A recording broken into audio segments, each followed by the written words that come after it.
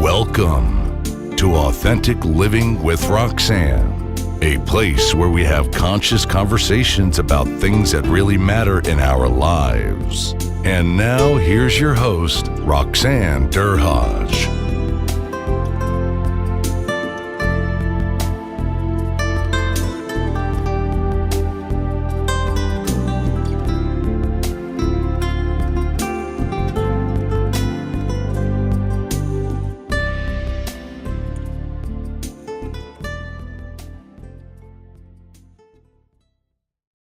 Hi, everyone. It's Roxanne Derhodge. Today I have a special guest. I met her just recently, but I've known about her for a while. And what did we come up the other day with? Dr. Happy? Is that what they're calling you? Yeah.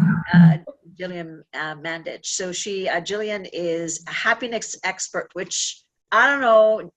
You must have people following you around when they find out what you're doing, because that's what everybody, in my practice or when you're speaking, everybody wants to be happy and feel fulfilled. So let me just tell you a little bit about Gillian, and we'll jump right in. Gillian has her PhD in health sciences from the University of London. She regularly appears on TV in Toronto as a happiness expert, where she's on the social breakfast television. She's also been involved with the Richard Ivey School of Business, and she's done a TEDx talk in Toronto. The topic of the talk was the surprising truth of happiness, which I know, like I said, and you're on QVC and the Health Shopping Network in the US. So thanks, Gillian, for taking the time to come on today. Oh, thank you so much for having me. I'm really happy to be here with you today. So Gillian and I have a friend in common, and we just recently met at an event, I think about a week ago, and we recognized that really, she talks about happiness, and obviously as a mental health and wellness specialist, I'm always, wanting to talk to people. People are always wanting to talk about happiness, talk about connection. When people talk to me, either consulting one-to-one or in companies, they want to figure out, how is it that I get, you hear the word peace of mind, right? And again, if you have peace of mind, you're going to obviously involved in that is happiness. So Gillian, tell me, you ended up with happiness. When you were in grade school, did you say, I want to grow up one day and teach people how to be happy? No, I always, looking back, like I know that I'm doing exactly what I was meant to be doing. And yet all through school, I wanted to be a medical doctor. So, so I did my undergraduate degree at Western University in health science. And then the original plan was to go to med school after that. And I ended up deciding that my heart wasn't really in it. And I wasn't sure what I wanted to do. So I went and worked for a year at the public health unit in London, Ontario, doing research. And when I was there, I realized that I do love health. That's probably why I wanted to go to med school. And what I love even more is research. So if I combine those two and do health research, then I'm really doing something I enjoy. So I actually went back to school, did a master's degree in child and youth health, where I was looking at physical activities, sedentary behaviors, nutrition information, health information for children that were overweight or obese. And then I went into my PhD, and partway through, I started realizing that our health is about so much more than just a number on a scale. You can be overweight or obese and be healthy, and you cannot be overweight or obese and be unhealthy. And so I wanted to study something that was more encompassing, first of all, that included more people, because we all want to be happy, right? And so, and not all of us necessarily struggle with our weight, and yet we all can live the best life possible. So I ended up switching topics partway through my PhD, because what I realized when I started digging into the research was that when you're happy, you're often healthier. When you compare unhappy people to happy people live longer. They have lower rates of cardiovascular disease. They recover faster from injury. They tend to make better nutritional choices. They get better quality sleep. And so I realized that my passion for health can be looked at through the lens of happiness. And it's encompassing, because we all, if you pay attention to what drives our behaviors, oftentimes it's our desire to be happy. And so I switched gears, and then at the end of last year, I just defended my PhD in health science at Western University. And so now I'm done, and I research happiness, and I'm a doctor of happiness. How fun is that? That's fun. I'm sure. So, okay, let's talk a little bit about that, right? Because every person you talk to will define happiness differently. Would you agree with me? Yes. So what is it that when people talk to you, or when you've kind of, had subjects, how do they define, if you could kind of give me like an overall concept of happiness? Yeah. This is kind of, as a researcher, this is a very complicated answer because happiness is a feeling. It's like love. And it can be really hard to put our feelings into words. Oftentimes our language falls short of being able to captivate those type of feelings. And yet, when you research something, you have to define all your terms of what you're studying. So I do the best that I can. And so the way I define happiness in my work, I use a definition that's commonly cited with a lot of different researchers, and it actually comes from Dr. Sonia Lubomirski out in California. And she defines happiness as the experience of joy, contentment, and positive well-being, combined with a sense that one's life is good, meaningful, and worthwhile. So I kind of like that definition. So Gillian, say that again, because I think that's really, really important. Say that again. Yes. So happiness is the experience of joy, contentment, and positive well-being, combined with a sense that one's life is good, meaningful, and worthwhile. Wow. So that definition, it really hits on a lot of different levels of happiness, right? Because we could be happy and feel joy. And sometimes when we're really content, our expression of happiness is different, and yet we still feel happy, or when we feel peaceful. And I think the other piece that is really significant is the combined with a sense that one's life is good, meaningful, and worthwhile. So recognizing that we all have our unique purpose here to do whatever it is that we're meant to do. And so when we feel that we have that piece where we feel like our life matters, where we matter, that's really an essential component into the happiness definition as well. So important, right? Because, so many today, and if you think about it, with issues around mental well-being, depression and anxiety, billions and billions of dollars are being lost in that, even into schools. Like, I know you speak a lot of schools, I speak a lot of schools and universities, or even have done some consulting. Our younger generation in that, they're struggling. They're struggling with so many things. Why is it, did you think that particular part of the population struggles as much as they do, Gillian? Yeah, and so I taught at Western University in the Faculty of Health Science for 4 years.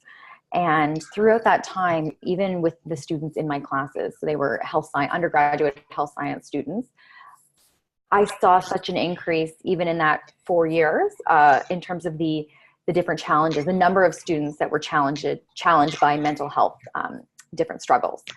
And that's not exclusive to universities. We're seeing increases in elementary school, in high schools. And it really is, it's a multifactorial equation, because the stress of social media definitely plays a very big role in that. Because if you look in terms of the research of how social media can impact the mental health of students, especially when they aren't taught how to successfully and effectively navigate social media. And so then they go on and they look at the likes or the filters or whatever's going on social media, and it really can create a distorted perception of reality even. Because when we look on social media, these bright, shiny, polished moments that we see, that's the front of someone's house. That's the front stage. What we're not seeing is the backstage, the behind the scenes. Mm-hmm. And so especially for young people and for anyone really, when you start to have that comparison, it starts to affect your mental health, because it can impact your confidence. It can impact your self-esteem. It can impact your thinking. And so you can start to go down this rabbit hole of that, and it can be very detrimental for mental health. And the thing is, though, it's kind of interesting because we're never actually taught, and students these days, very rarely are they taught how to effectively use social media. And also, we're actually never really taught how to be happy either. Mm-hmm. Like if you think about it, when you're in school, right, you learn math, you learn science, you learn chemistry and geography. And yet nobody ever teaches us the one thing that we all want. We all want to be happy, and then we're not happy, and we take a step back. And if you think about it, why aren't you happy? Well, oftentimes it's because we were never even taught how to be happy. And I find a lot of times, even with myself, when I started researching happiness, and what I see in a lot of my research participants is that if I ask what makes you happy, people often have a difficult time answering that question. I mean, if you think about it right now, right? Like, what makes you happy? And you really have to kind of rack your brain and think about it oftentimes, because we tend to not think about that or ask that question. And so then when we think, well, why aren't I happy? Well, do we even know what that is? Are we even moving towards a target that we know what it looks like, right? And I often look at, I have an 18-year-old, and I look at little children, right? And you look at them, and they are, talk about, what is their meaning and purpose when they're a little one? To play, to have fun, to giggle, to laugh, and they're completely in the moment. And then you could kind of see the shift out of where things, they developmentally, they start to shift out, because they start to, oh, Johnny does this. Johnny plays hockey better than me, or his mom and dad live together. We live apart, and all those. And you're so right. Even without the social media, there's that comparison that starts, right. And then if, like you said, if you don't have that ability to kind of ground yourself with the right people around you to say, well, that's okay, you're better at this, or have you thought about this, or you're sad, why don't you kind of spend some time? It's okay to be sad once in a while. We all are. It'll pass. It's a feeling. But you're right. It's that gentle kind of touch point throughout that assists people to really kind of sit in their space to realize, actually it's pretty good. I had a bad thought, but it's gone. So it's interesting that when you say who teaches us to be happy. So what does the research show about people that actually find out that know more about happiness versus, I can tell you from, the mental health and wellness perspective, but what does the research say? Say in terms of what people, when they define happiness, what helped them find their happiness? So interestingly, the research shows that happiness is a practice. It's not a destination. So happiness isn't something that you find, it's something that you do. Okay. So happiness is a skill. A lot of it is a learned behavior. So let me take a step back. So if you look at our total capacity for happiness, research done with twin studies, so with twins that were genetically identical, separated at birth, found that about 50% of our total capacity for happiness is genetically determined. So some people are happier and some people are more like Eeyore, right? It's kind of that spectrum. Right. And that only accounts for about 50%. About 10% of our happiness is impacted by our day-to-day life, our environment, where we work, where we live. And if you're listening, you might be like, did I hear that right? Was it 10%? And yes, I said 10%, because we're adaptive creatures as humans. And so while we think that, if we're miserable at work, or we're fighting with our partner, or our children's going through the terrible twos, or whatever's going on, we live our life every single day. And so although we think it impacts us as much, it doesn't, because we're adaptive creatures as humans. And the exciting part of this data is that, so we have 50% genetic, 10% environment, there's still 40% left. And that 40% is a skill-based learned behavior. That's the component of happiness that each and every one of us have the capacity to increase. So just like you go into the gym and you work your muscles to get stronger, or just like you eat healthy food every single day if you want to be healthy, you can learn skills that are highly correlated with happiness, that boost your happiness and have significant impact in your life. And so as a happiness researcher, my work focuses on that 40%, because in terms of behavior change and having a significant, important impact on our life, that's where you're going to get the biggest bang for your buck. So within that 40%, it's not like one day you arrive at happiness and you're there and you're good. What happens is you start to build that muscle over time. Slowly you start to build your happiness muscle. And then at the end of the day, or at the end of your life, I guess you look back and you realize that happiness wasn't an endpoint. It was a means to a life well lived. Well said, right? So it's a practice. Yes. So it's things that you can actually do, which I mean, obviously as a psychotherapist, I I unfortunately have seen everything within the spectrum, but really you see some people that they're like, they're able to get through pretty, separations or conflict at work and those types of things and really kind of take a hold of it. But there are others that get completely debilitated by it. And then they just, they struggle to kind of get back on their feet, to think properly, or think positively, or, to think that, to think good thoughts, or to be able to go out for a nice walk. You were talking about being in Toronto and getting outside. And I'm telling you, I'm in Chippewa, back onto the golf course, and I've been sitting out there listening to the birds this morning. Something that simple, or friendships, or just having a nice walk with a friend, or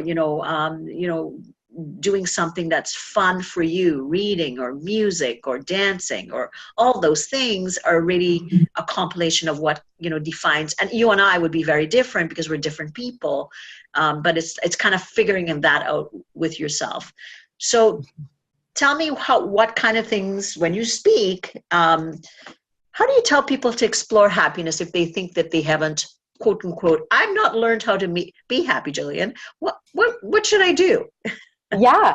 And, this was actually, and I started researching happiness because in addition to the health element that I talked about, for me personally, we only get one shot at life, and I want to live the best life ever. And we all do. And so I came to happiness also because I personally wanted to figure out how I could be happier and how I can live the happiest life possible. And so in addition to the research and the data, I've been trying a lot of the things that I've been doing in my research these past 4 years, and have really noticed, I wish I would have measured my happiness when I started researching happiness and then measured it right now, because like I said, how it's a muscle and it's a skill, it truly does shift over time. And so if someone, and this happens a lot, I get asked, okay, well, I'm not as happy as I want to be. What can I do? Mm-hmm. And I think that, so probably if I think about it, the number one question I get asked if I tell someone I have a PhD and I research happiness, they'll say, what's the magic pill, right? What's that one thing? What's the one thing you need to do or buy or say or get or whatever in order to be happy? And I always say, there's no magic pill for happiness. There's really not. At the end of the day, you're the pharmacist. Each and every one of us has to figure out for ourselves what makes us happy. And I can share research and I can suggest some things that has been shown in research to impact happiness. And some of them are going to work for you and some of them aren't, because we're all different, and different people, different sort of approaches or tactics. It's just like exercise, right? I kind of talked about happiness as like a muscle. Some people, when they exercise, they want to go to CrossFit. Some people want to go to yoga. Some people want to go for a walk in the park. Some people want to do powerlifting. There's a lot of different ways to achieve fitness and to be healthy and fit. There's a lot of different tools and different things that we can do to be happy. And the way to figure that out is really to go within instead of going outside. So instead of looking at, and what are these things that are going to make me happy? Who's going to tell me? What book do I need to buy for someone to tell me I'm going to be happy? What food do I need to eat? What wine do I need to drink? Whatever it is, start to really check in with yourself. And a great practice that I've used, and I share a lot with a lot of people and get amazing feedback, is if you want to be happy, you need to figure out what makes you happy. And if you're not sure what that is, you can start to be like a detective within yourself. So what I suggest is to get out a piece of paper, just a blank piece of paper. And then for the entire day, every time and then draw a line down the paper so you have 2 columns. You're going to label one column, things that make me happier, and one column, things that make me less happy. Then as you go through the day and you start to do different activities, when you're done that activity, check in and you ask yourself, do I feel more happy or less happy than when I began this? And then put it in the appropriate column. And then at the end of the day, or if you're a researcher like me and you want to get some good data, try this for 2 or 3 days. Then look at your sheet and look at your list. And you're going to have things on your list that make you less happy. And you're going to have things on your list that make you more happy. And then the question becomes, now that you're kind of aware of those things that are making you happy that you're doing right now, the question becomes, how can I do more of that? And the things in the make me less column, how can I do less? And you might be thinking, yeah, well, I've got laundry and email, cooking on my do less list. There's no way I can't not do those things. Yes, that's true. There are certain things in our life we have to do, and there's still going to be some things on that list that we can do less of, or we can outsource, or we can get help with, or we can delegate, or we can do less frequently or spend less time on. Because happiness isn't always just about doing things. So we can look at that. It is an element, like you can look at the happy list and do more. But it also, part of the equation is looking at the list of what to eliminate and doing less. So that's a great practice if you're not sure for yourself what makes you happy, because the best way to figure out your happiness is to figure it out for yourself. Because at the end of the day, I mean, I'm a happiness researcher, and I can't tell you what for you specifically is going to make you happy. The only one that knows that is you, right? And so that's where it's empowering and exciting, because we have this opportunity to be a detective within ourselves and to figure those things out. For sure. And, you know, what we talked about social earlier, and, you know, what people are, because we're creatures of comparison. Like, people can say, "Oh, I don't compare." Well, okay, if you if you don't compare at all, then we should talk. But, you know, generally it's kind of like, okay, what am I comparing to? Like, to your point, you're seeing the front of the house. You see, you know, you're seeing, you know, the happy smiling family. You're not seeing that there was a pull down drag out 20 minutes before. You're not seeing how people are using skills to problem solve, those types of things. You're not seeing when someone's gone through something significant, or whether they've gone through a separation, or if they went through a death, or if they're being bullied at school, or if they're, you know, if they are in that 50% where they are more predisposed to being down, what they have to do, right? So that, so what you're saying is go internally, but social media really is external, right? I'm going to compare externally outside of myself to what I think that person's doing. Oh, there's Gillian, she's doing XYZ. I'm at home on a Saturday night, not doing much. Something must be wrong with me. And those messages that people start to resonate within themselves. And then before you know it, you know, our brain or our body are connected. What am I telling myself? And then I don't feel so good about myself. And then I maybe don't connect with someone that could, maybe I could probably go out and have a good evening, but we're comparing. So it's like a vicious cycle. Yeah, it's so true. And I think anytime you start looking outside of yourself, you're going to get lost because you're not at home. And even in terms of happiness, like sometimes like when I do a talk, I'll say, you know, something like, eating healthy food makes you happy, because when you eat healthy food, you're healthier and you feel more energized, and someone will inevitably put up their hand and say, well, pizza makes me happy, or chocolate cake makes me happy.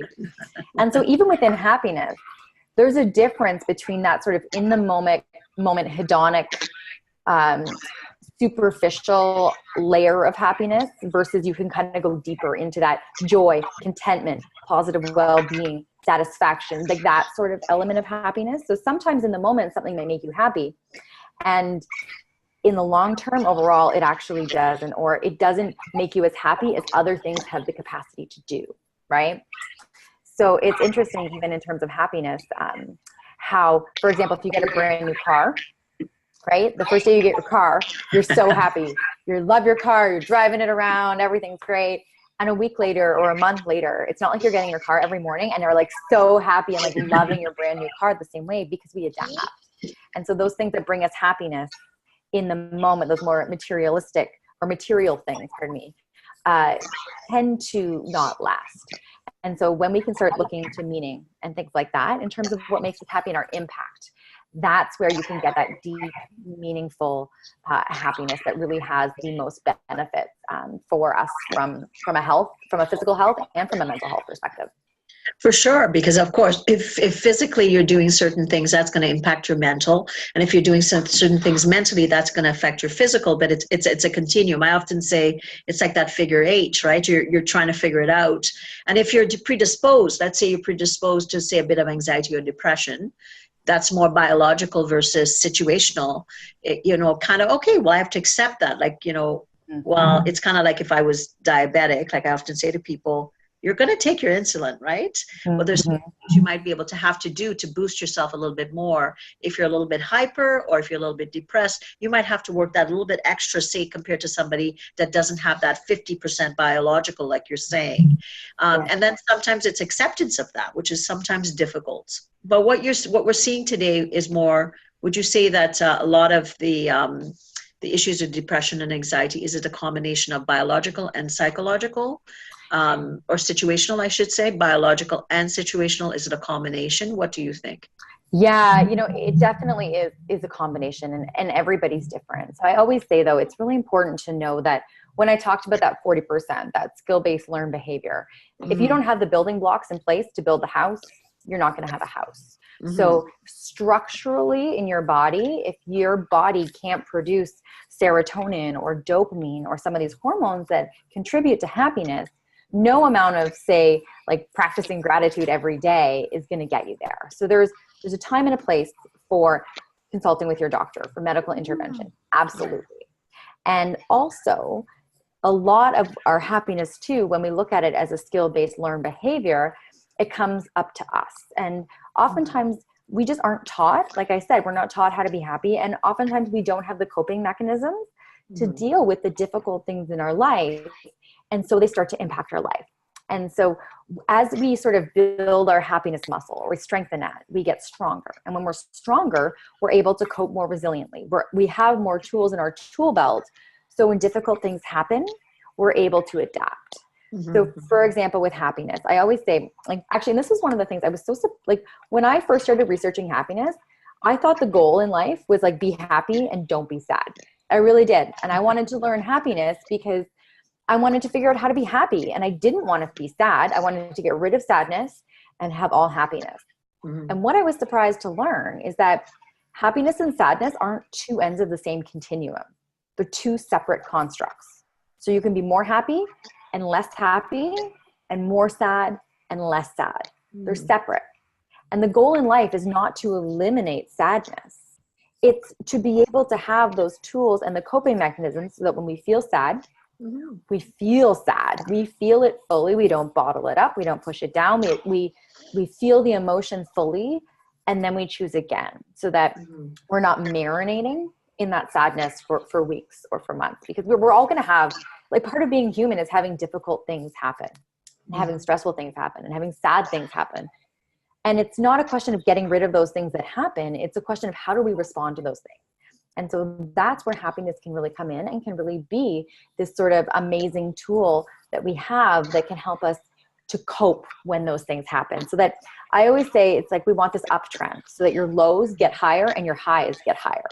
Because as you build that muscle and you get stronger, you're able to take your lows and you're able to make them not so low. And you're able to take your highs and make them even better. And that's kind of the goal, is that uptrend. It's not eliminating some of those feelings of sadness or depression or anxiety, because really all of those emotions, like that spectrum of human emotion, is what makes us human. I don't think, like, I mean, even in your life, like if you think back to some of the difficult or the sad or the frustrating times that you went through, at the end of it, you come out stronger. And you show yourself what you're capable of, and you teach yourself to be resilient. And so, like, wouldn't you agree that those things, they really help to strengthen us when we are able to deal with them in a way where we have the capacity to sort of do it in a way where we are able to learn and grow from them. For sure. And when I coach, or I see people, I still have a practice, I will say to them, they'll come in and they're down and something's wrong or whatever. And I go to something called an exception. I'm sure you probably heard that. Because what do we do as human beings? We focus in on what's wrong, but we don't lift our head to say, I go, okay, well, tell me about what are you proud of? Well, I've done this, I've done that, I've done this, I have this skill, I've done this, I run this business, I coach, I'm like, wow, you do all of those things. That's amazing. Okay, so tell me what the issue is again. Let's focus on why you came in. Well, maybe I'm not getting along with my teenager. Okay, perfect. Okay, well, let's talk about what kind of things did you do over here that helped you to be able to get along with, this coworker better? Well, I was able to do this, that. Oh, so what would it take to bring it over here? So sometimes it's just having that objective lens for somebody else to say, hold up, it's really not as dire as you think. Maybe you need to look at the whole picture versus kind of focusing in on as human beings, because it's protective. We want to protect, right? We want to make sure we're okay and we're not going to repeat the pattern. But you're so right when you say, I often say it's like, I call it emotional gymnastics or mental gymnastics, right? Think about it, right? Yep. The more you do it, the more you practice it, then your bounce back is a little bit easier. Just like if you were going to go for a run and you haven't ran in a while, you're going to start off slow. You're going to do it a bit at a time, and then eventually you kind of go from there. Yeah, 100%. And it's interesting because our brain, we have a negativity bias. So our brain is wired that way because our brain actually, and part of the reason if we're not as happy as we think we are is because our brain wasn't wired to make us happy. Our brain was wired for survival. So our brain wants us to eat and have shelter and reproduce and pass on our genes. That's what it's designed for. So if we want to be happy, we have to work to teach our brain that. So we have to rewire our brain because, like, for example, if you got 10 great compliments today and one person said a negative thing about you, when you go to bed at night, chances are, what's the one thing that's in your head? Well, what happened there? What did I do? Was it something about me? Was it not? Of course, you're so right, and it's a survivability, right? The brain and the body is constantly scanning. We know that from a anthropological perspective to kind of make sure that we're going to stay alive. I'm going to be okay. And when people start to recognize it, and they learn, like you said, from what we know about neuroscience, which is such a blessing in the field. When I started, say, 25 years ago, there wasn't that much research that was vetted in psychology, and now we have it, and health, which is fantastic. We couldn't show it before, and now we can actually prove the things that we knew were already happening within relationships and those types of things. So, Gillian, I know you are writing a book, right? Correct? Yes, I am. Okay, so why don't we talk a little bit about that? Because I think from what I remember you saying briefly is that a lot of it's going to be based on your dissertation from your PhD. So when do you have a working title? When kind of is it supposed to be coming out? I'm sure people are listening are probably excited to know about it. Yeah, so I'm my PhD. So I spent 4 years writing this.